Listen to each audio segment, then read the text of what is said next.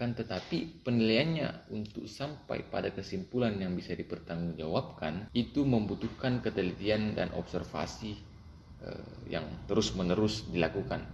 Dan hal ini tidaklah mudah untuk dilakukan. Nah, apabila menilai perubahan sikap sebagai akibat dari proses pembelajaran yang dilakukan oleh guru di sekolah, maka kita tidak bisa menyimpulkan bahwa sikap anak itu baik. Ya, what's up bro, apa kabar kalian semua? Semoga kalian selalu dalam keadaan sehat dan baik-baik saja. Kemarin kita sudah membahas mengenai strategi pembelajaran. Nah, itu yang saya jelaskan ada 3. Nah, sekarang kita akan membahas itu dan ada 3 lagi yang akan saya jelaskan di sini, yaitu strategi pembelajaran kooperatif, afektif, dan CTL atau Contextual Teaching and Learning. Nah, itu yang akan kita bahas di video kali ini. Sebelumnya saya mau tanya, semoga kalian, apa kabar kalian nih? Baik-baik apa gimana? Semoga rezekinya lancar dan selalu dalam keadaan sehat dan baik-baik saja. Oke, buat yang baru gabung atau baru lihat channel ini, silahkan klik subscribe di bawah sebelah kanan warna merah. Ada loncengnya, klik loncengnya supaya ketika ada video baru dari saya, kalian dapat notifikasinya. Oke, tanpa berlama-lama lagi, langsung saja kita ke pembahasannya. Let's go-nya deh. Oke, jadi yang pertama yaitu strategi pembelajaran kooperatif. Nah, strategi pembelajaran kooperatif ini merupakan suatu rangkaian kegiatan belajar yang dilakukan oleh siswa dalam kelompok-kelompok tertentu untuk mencapai suatu tujuan pembelajaran yang telah dirumuskan. Nah, artinya strategi pembelajaran kooperatif ini menggunakan sistem pengelompokan atau tim-tim kecil yang terdiri dari 4 sampai 6 orang yang memiliki latar belakang kemampuan akademik, jenis kelamin, ras atau suku yang berbeda atau heterogen. Nah, sistem penilaian tentu dilakukan terhadap kelompok itu pasti. Nah, jadi setiap kelompok akan mendapat penghargaan atau reward jika kelompok tersebut menunjukkan hasil yang dipersyaratkan. Nah, itu terkait dengan strategi pembelajaran kooperatif. Nah, ada 4 unsur penting dalam strategi pembelajaran kooperatif ini. Yang pertama, adanya siswa dalam kelompok itu tentu ya, adanya peserta dalam kelompok itu.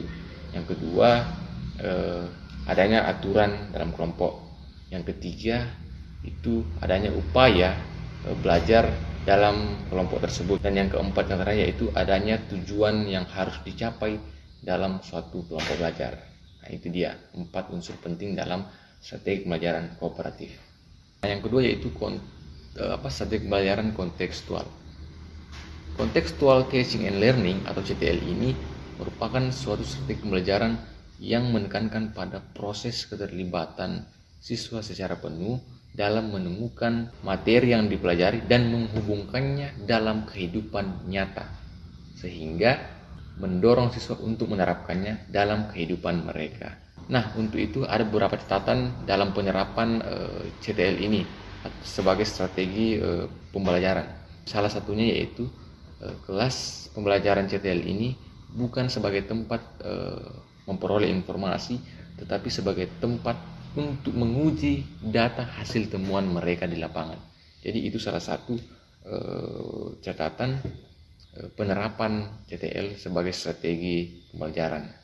Nah, dari uraian-uraian itu ada beberapa hal yang harus dipahami terkait dengan CTL ini sebagai strategi pembelajaran. Nah, salah satunya yaitu CTL mendorong agar siswa dapat menemukan hubungan antara materi yang dipelajari dengan apa yang terjadi dalam kehidupan nyata. Artinya, siswa dituntut untuk dapat menangkap hubungan antara pengalaman belajar di sekolah dengan kehidupan nyata. Nah, itu merupakan salah satu hal yang mesti dipahami terkait dengan strategi pembelajaran CTL ini dari uraian-uraian sebelumnya. Nah, yang terakhir yaitu strategi pembelajaran afektif. Nah, strategi pembelajaran afektif ini memang berbeda dengan strategi pembelajaran kognitif dan keterampilan. Nah, afektif ini berhubungan dengan nilai atau value yang dimana itu sulit diukur. Dalam batas tertentu, memang afeksi dapat muncul dalam kehidupan behavioral. Behavioral itu tingkah laku kehidupan sehari-hari. Akan tetapi penilaiannya untuk sampai pada kesimpulan yang bisa dipertanggungjawabkan itu membutuhkan ketelitian dan observasi yang terus-menerus dilakukan, dan hal ini tidaklah mudah untuk dilakukan. Nah, apabila menilai perubahan sikap sebagai akibat dari proses pembelajaran yang dilakukan oleh guru di sekolah, maka kita tidak bisa menyimpulkan bahwa sikap anak itu baik karena masih dalam proses. Itu afeksi yang bisa saja itu terjadi dalam kehidupan sehari-harinya di rumah, karena afeksi itu dapat muncul dari kejadian kehidupan behavioral atau kehidupan sehari-hari, tingkah laku sehari-hari. Nah, seperti itulah kira-kira. Nah, saya rasa pembahasannya cuma segitu aja. Jika ada yang kurang, tolong dimaafkan, dan semoga video-video seperti ini kalian suka supaya saya juga bersemangat untuk membuat video. Ya, saya rasa itu. Jika ada kesalahan atau ada yang ingin ditambah, boleh komentar di kolom komen, dan jangan lupa share ke teman-teman kalian sebagai apresiasi kepada saya. Mungkin itu aja. Sekian, wassalamualaikum warahmatullahi wabarakatuh. See you next time. If you think I'm such a happy person, no.